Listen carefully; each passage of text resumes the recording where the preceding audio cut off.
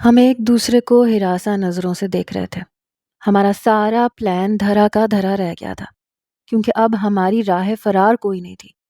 سامنے police mobile کی siren بجاتی ہوئی گاڑی ہمارا منہ چڑھا رہی تھی۔ اچانک ہی ٹیکسی ایک جھٹکے سے رکی اور ہمارا دل بھی جیسے سینہ پھلانگ کے باہر آ گیا۔ مجھے یوں لگا جیسے موت کا فرشتہ میرے سر پر منڈلا رہا ہے، بس کچھ ہی لمحوں کی دوری پر ہے۔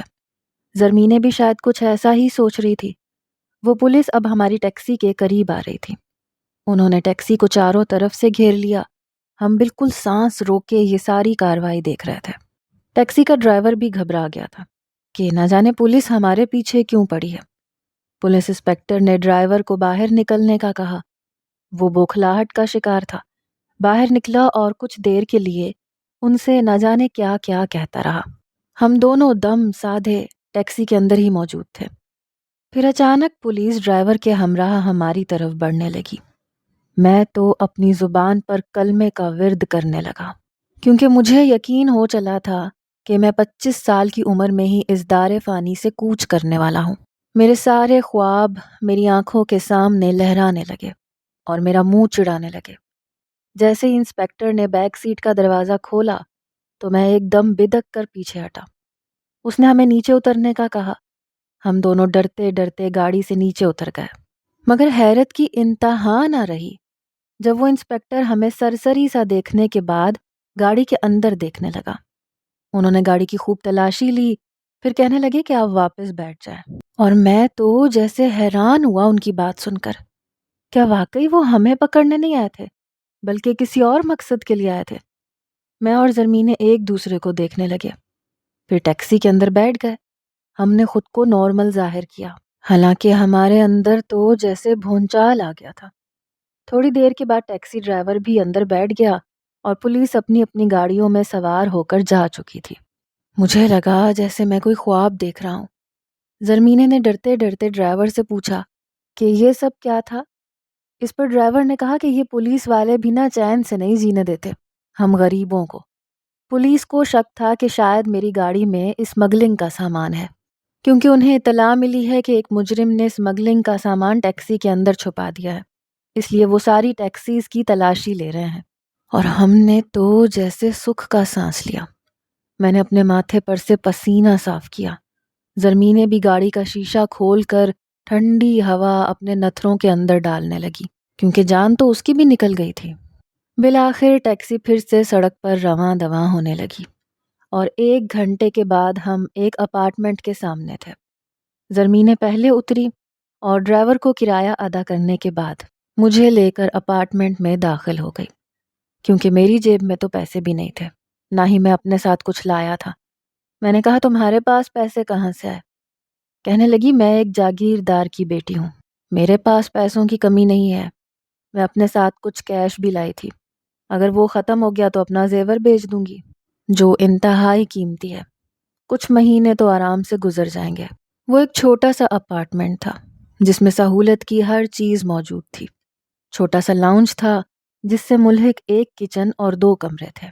زرمینے نے مجھے کہا کہ تم تھک گئے ہوگے، تمہیں آرام کرنا چاہیے، مگر میرے پیٹ میں تو چوہے دوڑ رہے تھے۔ نہ میں نے ناشتہ کرنے کے بعد کچھ کھایا تھا اور اب تو رات ہو چکی تھی۔ وہ جیسے میری بات جان گئی، کہنے لگی مجھے بھی بہت بھوک لگی ہے، میں کچن میں دیکھتی ہوں کچھ بنا کر لاتی ہوں۔ اس کے چہرے سے تو جیسے ساری پریشانی ہوا ہو گئی۔ وہ بالکل نارمل انداز میں بات کر رہی تھی، جیسے اسے کانفیڈنس ہو کہ یہاں پر اسے کوئی بھی ڈھونڈنے نہیں آ سکتا۔ میں بھی کمرے میں چلا گیا کیونکہ میں بہت تھک چکا تھا۔ ہر شے ریڈی ہونے کے بعد زرمینے نے دروازہ بجایا اور اندر داخل ہو گئی۔ میں اپنے گیلے بالوں پر آئینے کے سامنے کھڑا کنگھی کر رہا تھا۔ کہنے لگی ڈنر تیار ہے، کر لو۔ ہم دونوں نے مل کر ڈائننگ ٹیبل پر کھانا کھایا۔ اس نے بریانی بنائی تھی۔ میں نے کہا تمہاری دوست کون ہے اور خود کہاں رہتی ہے؟ کہنے لگی وہ یہاں نہیں رہتی، ترکی میں رہتی ہے، وہاں اس کی شادی ہو چکی ہے اور یہ اپارٹمنٹ اس کا خالی پڑا تھا۔ وہ میری بیسٹ فرینڈ ہے، ہر مشکل میں میرے کام آتی ہے۔ دوست تو وہی ہوتا ہے جو مشکل میں کام آئے۔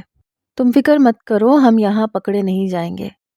میں نے کہا میں یہاں ہاتھ پر ہاتھ دھر کر بیٹھ کے اپنی موت کا انتظار نہیں کروں گا۔ رزلٹ آنے سے پہلے میں کوئی پرائیویٹ جاب کروں گا۔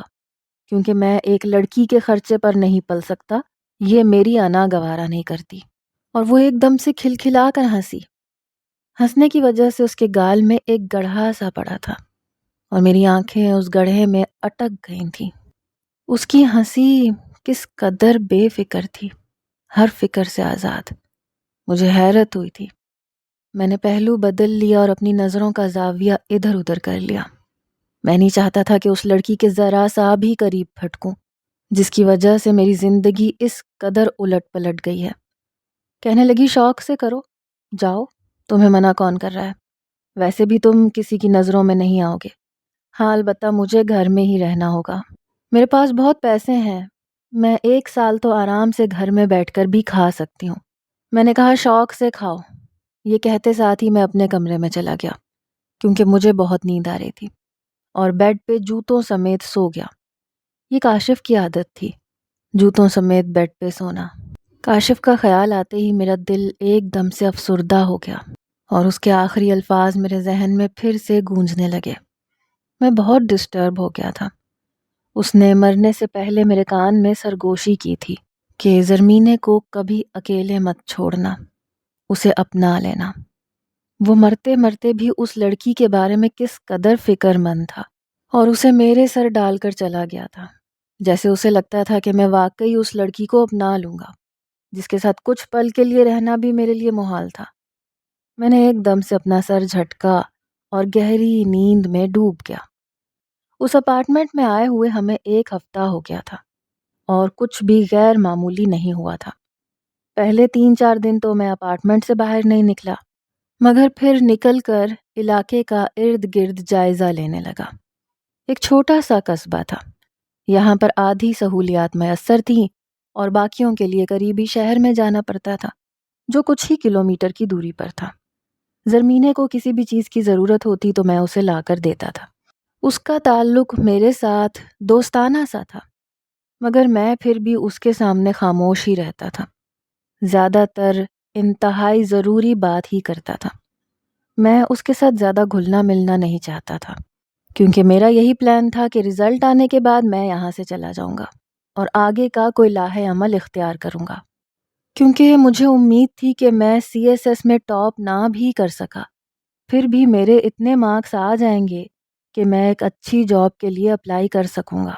اگر تو میں کسی کی نظروں میں نہ آیا تو شاید میری زندگی پھر سے نارمل ہو جائے۔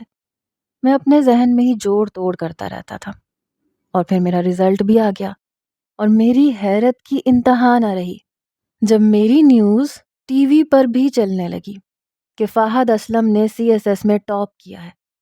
مجھے لگا جیسے میں کوئی خواب دیکھ رہا ہوں، ایسا خواب جو میں نے بہت پہلے سے دیکھا تھا، جس کی تعبیر کے لیے دن رات محنت کی تھی۔ آج بالآخر اس تعبیر کا دن تھا، اور میری آنکھیں بھیگ گئی تھیں۔ میں اس وقت اپارٹمنٹ میں ہی موجود تھا جب مجھے رزلٹ کا پتہ چلا، اور اب ٹی وی پر بھی نیوز چل رہی تھی۔ زرمین بھی ایک دم سے بھاگی بھاگی آئی۔ وہ میری خوشی میں بہت زیادہ خوش ہو رہی تھی۔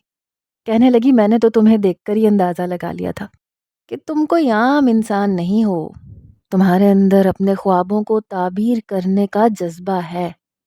اور میں اس کی بات سن کے مسکرا دیا، اس کا شکریہ ادا کیا۔ کہنے لگی، اس خوشی میں مجھے مٹھائی نہیں کھلاؤ گے؟ میں نے کہا، کیوں نہیں، میں ابھی لے کے آتا ہوں۔ ویسے بھی گاؤں سے بھی میرے والدین کے فون آ رہے ہیں، وہ مجھے مبارکباد دینا چاہتے ہیں۔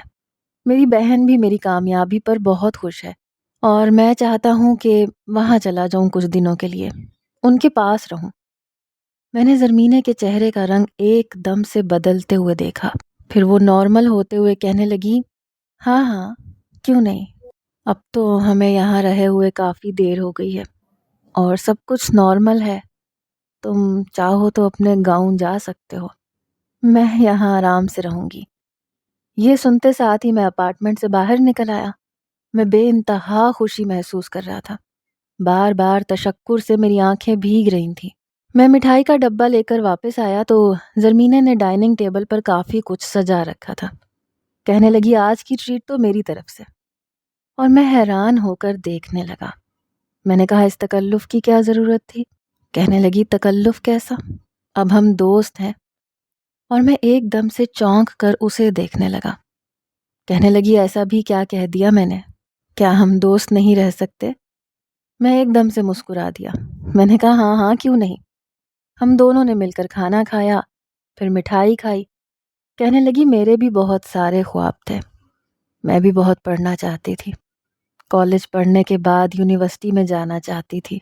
میں اپنے فیورٹ سبجیکٹس رکھنا چاہتی تھی، مگر ہمارے خاندان کی روایات ایسی نہیں تھیں کہ لڑکیوں کو کالج کے بعد پڑھنے کی اجازت ہوتی، بلکہ انہیں ان کے گھر کا کر دیا جاتا تھا۔ حالانکہ میں نے بہت احتجاج بھی کیا تھا، مگر میری ایک بھی نہیں سنی گئی اور میری شادی کی تیاریاں ہونے لگیں۔ میں نے اپنے ہونے والے شوہر کو دیکھا تک نہیں تھا، بس سنا تھا کہ وہ کافی زیادہ غیرت مند انسان ہے، ہماری فیملی کا تھا، میرے باپ کا بھتیجا تھا، خاندان کا اکلوتا وارث۔ میری اور اس کی بچپن سے ہی نسبت طے تھی، اور ہمیں تو کبھی یہ پوچھا بھی نہیں جاتا کہ ہمارا دل اس نسبت کو تسلیم کر بھی رہا ہے یا نہیں۔ وہ ایک دم سے اداس اور غمگین ہو گئی۔ میں نے بھی اپنا چمچ پلیٹ میں رکھ دیا اور اسے سننے لگا۔ میں نے کہا آج کے دور میں ایسے لوگ کہاں ہوتے ہیں جہاں لڑکیوں کی مرضی بھی نہیں پوچھی جاتی۔ کہنے لگی اس دنیا میں ہر طرح کے لوگ ہوتے ہیں، اور کبھی بھی آپ کا پالا کسی بھی شخص سے پڑ سکتا ہے جو آپ کی زندگی کا مفہوم بدل سکتا ہے، سوچ بدل سکتا ہے۔ اس نے گہری نظروں سے مجھے دیکھا تھا اور میں بھی اسے دیکھتا رہ گیا۔ میں نے کہا یہ بات تو تم نے صحیح کہی، جب سے تم میری زندگی میں آئی ہو میری زندگی ایک رولر کوسٹر بن گئی ہے۔ اور وہ ایک دم سے کھلکھلا کر ہنسنے لگی۔ کہنے لگی تم مجھے یاد تو رکھو گے نا؟ اور میں نے کہا تم کون سی بھولنے والی چیز ہو؟ اگر میں زندہ رہا تو، اور تمہارے بھائیوں اور خاندان کے ہتھے نہ چڑھا تو ضرور یاد رکھوں گا۔ میں بھی ایک دم سے مسکرا دیا تھا۔ اگلے روز میں نے اپنا سامان پیک کیا اور گاؤں جانے کی تیاری کرنے لگا۔ زرمینیں بار بار مجھے تاکید کر رہی تھی کہ محتاط رہنا۔ میں نے کہا تم فکر مت کرو، بس تم اپنی پرواہ کرو اور تم بھی اپنا خیال رکھنا۔ میں نے جاتے جاتے اسے کہا تھا کہ شاید اب میں دوبارہ یہاں نہ آ سکوں، کیونکہ مجھے اپنا کریئر چوز کرنا ہے اور اس کے لیے تیاری کرنی ہے، محنت کرنی ہے، کسی مقام پر پہنچنا ہے جس کے خواب میں نے آنکھوں میں سجائے تھے۔ مگر تمہیں کبھی بھی میری ضرورت ہو تو مجھے کال کر لینا۔ وہ مجھے بہت دیر تک دیکھتی رہی۔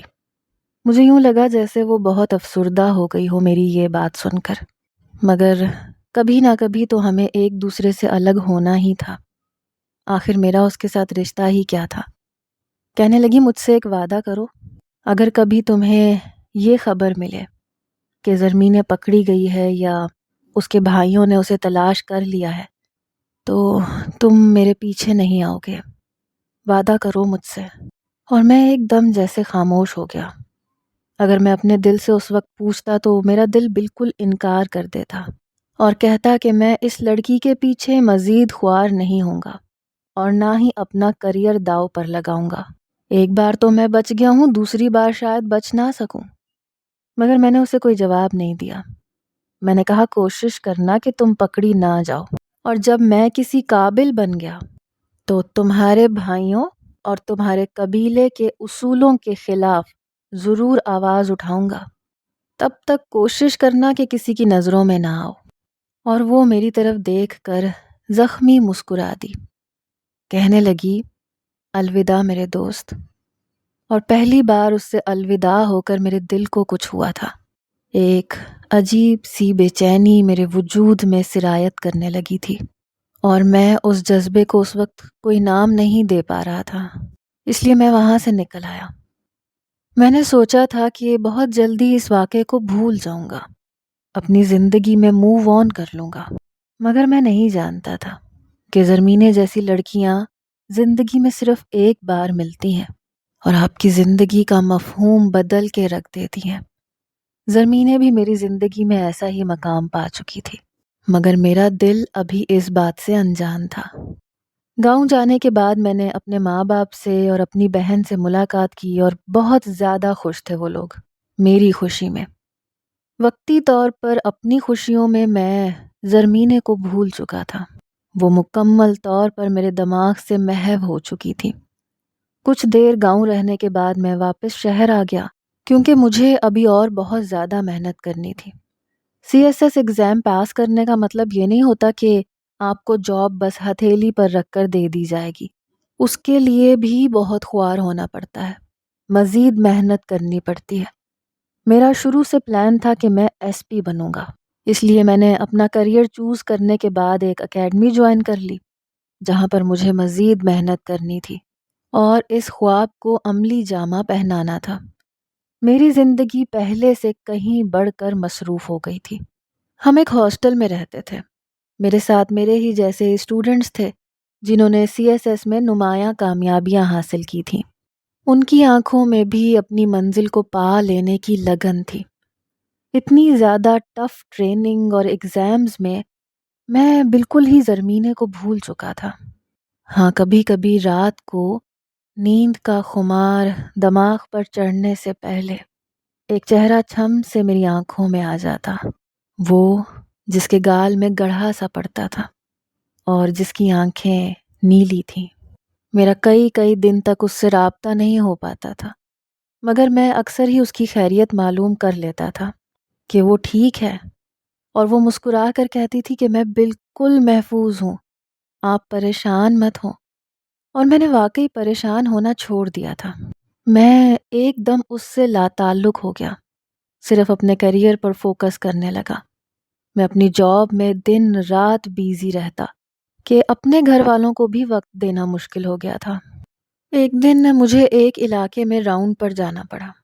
میں اپنے ماتحتوں کے ساتھ وہاں پہنچا کیونکہ خبر ملی تھی کہ یہاں عزت اور غیرت کے نام پر کسی لڑکی کا قتل ہوا ہے۔ قتل کرنے والا کوئی اور نہیں بلکہ اس کے بھائی تھے۔ لڑکی کافی عرصے سے مفرور تھی اور بالآخر اپنے بھائیوں کے ہتھے چڑھ گئی تھی اور انہوں نے دیکھتے ہی اسے گولی مار دی۔ مجھے انتہائی افسوس ہو رہا تھا کہ آج کے دور میں بھی غیرت کے نام پر قتل ہوتے ہیں۔ میں اس کیس کا انچارج تھا اور انویسٹیگیشن کرنے کے لیے مجھے ان کے گاؤں جانا تھا۔ میں ہر حال میں ان بے رحم مجرموں کو سزا دلوانا چاہتا تھا۔ جب میں اس گاؤں میں گیا تو مجھ پر ایک ایسا انکشاف ہوا کہ لڑکی کے بھائی مفرور ہیں اور وہ ہیں بھی کافی پہنچ والے۔ پولیس کے سپاہی سے لے کر آئی جی تک سب ان کے غلام ہیں، مگر میں کسی کا غلام نہ تھا۔ مجھے یہ جاب پوری ایمانداری سے کرنی تھی، اس لیے میں ان کی تلاش میں پیش تھا۔ مجھے اس سسٹم کو بدلنا تھا اور میں بدل کے رہوں گا۔ میں نے ان کے گھر پر بھی چھاپا پڑوایا مگر وہاں سے وہ بھاگ گئے۔ مجھے خود تسلی کے لیے گھر کی تلاشی لینی تھی۔ میں جیسے ہی گھر کے اندر گیا، وہ کافی بڑی حویلی تھی اور خوبصورت بھی بہت تھی۔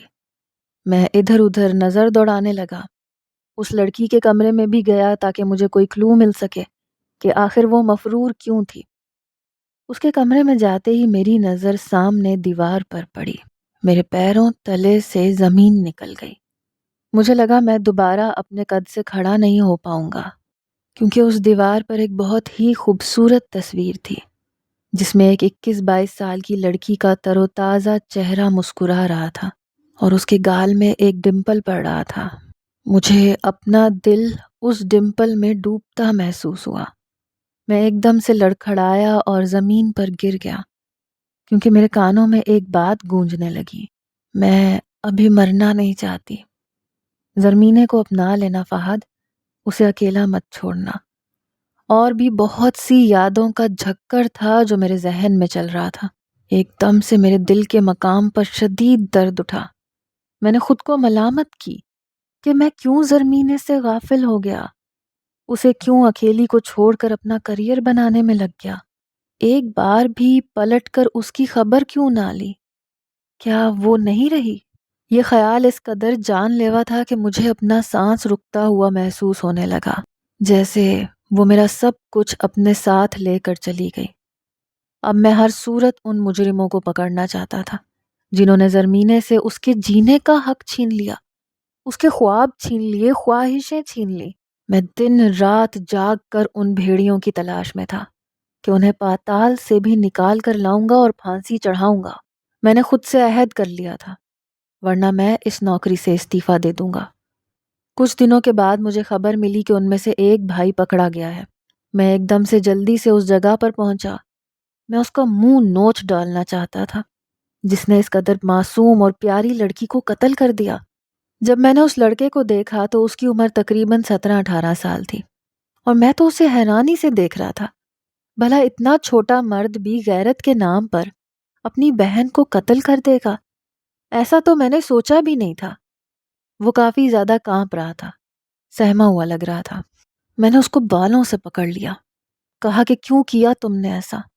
تمہاری سگی بہن تھی، کیا اس کی اپنی کوئی زندگی نہیں تھی؟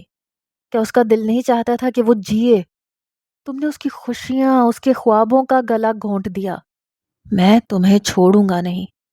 وہ کہنے لگا کہ میں نے یہ سب کچھ اپنے بڑے بھائی اور بابا سائیں کے کہنے پر کیا ہے۔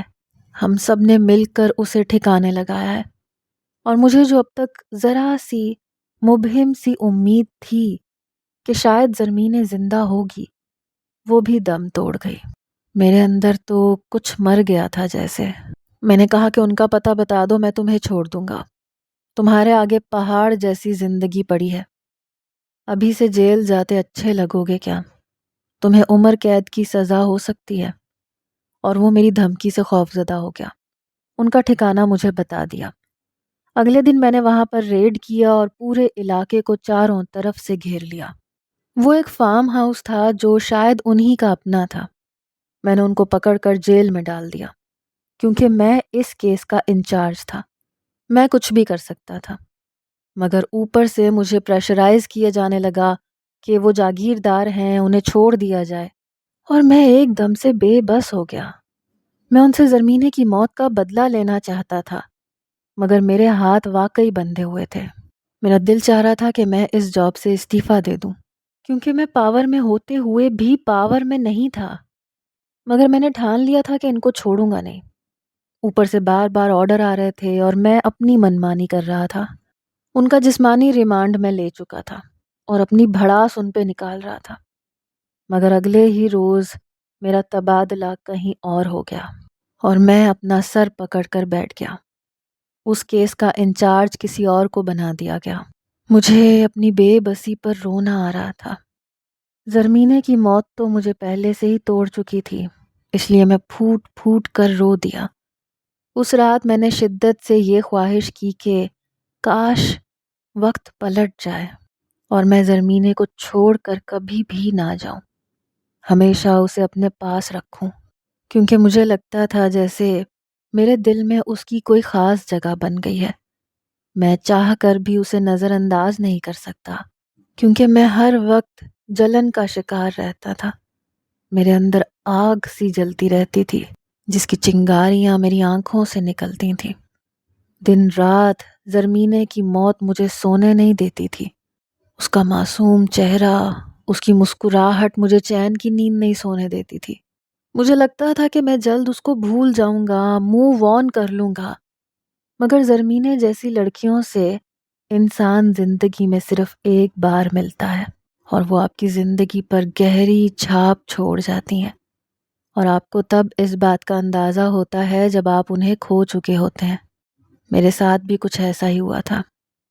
زرمینے کی موت کو 2 سال ہو گئے تھے، مگر میں ایک لمحے کے لیے بھی اسے نہیں بھولا تھا۔ میں نے وہ اپارٹمنٹ خرید لیا جو کاشف کا تھا۔ روز کمرے کی بالکنی میں سگریٹ پھونکتا اور اسے یاد کرتا۔ مجھے کاشف کی بات رہ رہ کر یاد آتی تھی کہ تم زرمینے کو اکیلا مت چھوڑنا، اسے اپنا لینا۔ کاش میں اس کی بات مان لیتا، آج یوں جل نہ رہا ہوتا، مگر یہ جلن تو اب شاید زندگی بھر کا مقدر ٹھہرنے والی تھی۔ ایک دن میں یوں ہی اس کی یادوں میں کھویا ہوا تھا کہ دروازے پہ دستک ہوئی۔ نہ جانے اس وقت کون تھا۔ رات کے تقریباً 9 بج چکے تھے۔ میں نے جیسے ہی دروازہ کھولا، مجھے لگا جیسے میں کوئی خواب دیکھ رہا ہوں، یا شاید میں زرمینے کو اپنے خیالوں میں اتنا سوچ چکا ہوں کہ مجھے ہر شخص میں اس کی شبیہ نظر آ رہی ہے، کیونکہ سامنے کھڑی لڑکی جس نے چادر سے اپنا چہرہ چھپا رکھا تھا اور بار بار پیچھے دیکھ رہی تھی، وہ کوئی اور نہیں بلکہ زرمینے تھی۔ میں تو بالکل سخت حیرت میں آ گیا۔ میں نے کہا زرمینے تم تم تو مر چکی تھی، پھر زندہ کیسے ہو گئی؟ اس نے ایک دم سے میرے کندھے کو زور سے پیچھے جھٹکا اور اندر داخل ہو گئی اور دروازے کو زور سے بند کر دیا۔ کہنے لگی ساری باتیں کیا دروازے پر ہی کریں گے؟ اور میں تو اسے حیرت سے دیکھ رہا تھا۔ کیا واقعی وہ زرمینے تھی؟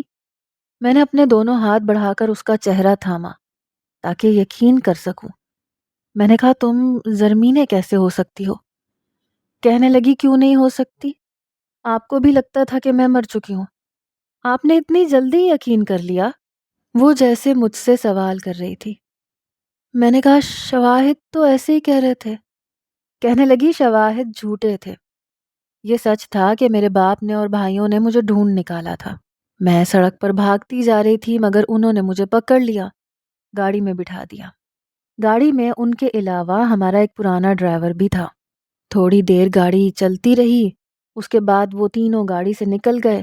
ڈرائیور سے کہا کہ اسے جلدی سے حویلی پہنچا دو، ہم وہیں پر اس کے ساتھ نمٹیں گے۔ میں تو حیران تھی اپنے بھائیوں کی اسکیم پر۔ انہوں نے مجھے کیسے چھوڑ دیا اور ڈرائیور کے حوالے کر دیا؟ مگر وہ جان بوجھ کر گاڑی سے نکلے تھے۔ ان کا ارادہ ڈرائیور سمیت گاڑی کو اڑانے کا تھا۔ تھوڑی دیر کے بعد بریک فیل ہو گئی، گاڑی ہچکولے کھانے لگی۔ ڈرائیور بھی گھبرا گیا، کہنے لگا بی بی یہ تو آپ کے ساتھ میری بھی جان کو آ گئے ہیں، آپ بے فکر رہیں، میں آپ کو کچھ نہیں ہونے دوں گا، کیونکہ آپ کے بڑے احسان ہیں میرے بچوں پر۔ میں اپنی جان پر کھیل کر آپ کو بچا لوں گا۔ سب کو یہی لگے گا کہ گاڑی میں ہم دونوں ہی تھے جو مارے گئے۔ اس نے کہا کہ آپ کو ہمت سے کام لینا ہوگا، چلتی گاڑی میں سے نیچے اترنا ہوگا، کیونکہ بریک فیل ہے اور گاڑی کی اسپیڈ بہت زیادہ ہے۔ میں نے کہا میں آپ کو کچھ نہیں ہونے دوں گی، ہم مریں گے تو ساتھ مریں گے۔ مگر اس نے میری منت کی، کہا کہ میرے چھوٹے چھوٹے بچے ہیں، آپ ان کے ساتھ احسان والا معاملہ کر کے میری روح کو تسکین پہنچا دینا۔ اور مجھے مجبوراً گاڑی میں سے باہر نکلنا پڑا۔ میں جھاڑیوں میں گر گئی تھی اور مجھے بہت چوٹیں بھی لگی تھیں۔ مگر اگلے دن افسوسناک خبر سامنے آئی کہ گاڑی کو آگ لگ چکی تھی، سب کچھ جل کر بھسم ہو چکا تھا۔ صرف آگ ہی نہیں لگی تھی بلکہ گاڑی ایک گہری کھائی میں جا کر گری تھی، اس لیے جلی ہوئی لاشوں کا ملنا بھی ناممکن تھا۔ اور میرے بھائیوں نے اور باپ نے یقین کر لیا کہ میں بھی ماری گئی، مگر میں زندہ تھی۔ میں زرمینے کی بات سن کر اندر تک دہل گیا۔ اس نے کس قدر بہادری کا مظاہرہ کیا اور اپنی زندگی بچا لی، کیونکہ وہ جینا چاہتی تھی۔ میں نے اسے دونوں کندھوں سے پکڑ لیا، اپنے قریب کیا، وہ بھی میری آنکھوں میں دیکھنے لگی۔ میں نے کہا تم اسی رات میرے پاس آ سکتی تھی، کیونکہ میرا در تمہارے لیے ہمیشہ سے کھلا تھا۔ کہنے لگی میں کسی کو شک میں مبتلا نہیں کرنا چاہتی تھی۔ میں 2 سال روپوش رہی تاکہ اس واقعے کو سب بھلا دیں اور میرا پیچھا چھوڑ دیں۔ آج میں آپ کے پاس آئی ہوں، میرے پاس اور کوئی ٹھکانہ نہیں ہے۔ میں نے اسے خود سے لگا لیا۔ میں نے کہا تمہارا ٹھکانہ میرے دل میں ہے اور ہمیشہ رہے گا۔ میں اس بات سے پہلے انجان تھا، مگر تمہارے بچھڑنے کے بعد ایک ایک لمحہ کس کرب سے گزارا ہے تمہیں بیان نہیں کر سکتا۔ اندر سے میں بھی مر گیا تھا تمہارے ساتھ ہی، اور آج تم نے مجھے زندہ کر دیا۔ اب اگر تمہارے بھائیوں کو پتہ چل بھی گیا تو میں تمہیں انہیں چھیننے نہیں دوں گا، یہ میرا وعدہ ہے۔ اور اس نے میرے سینے میں سر چھپا لیا، کیونکہ اسے ایک مضبوط پناہ مل چکی تھی۔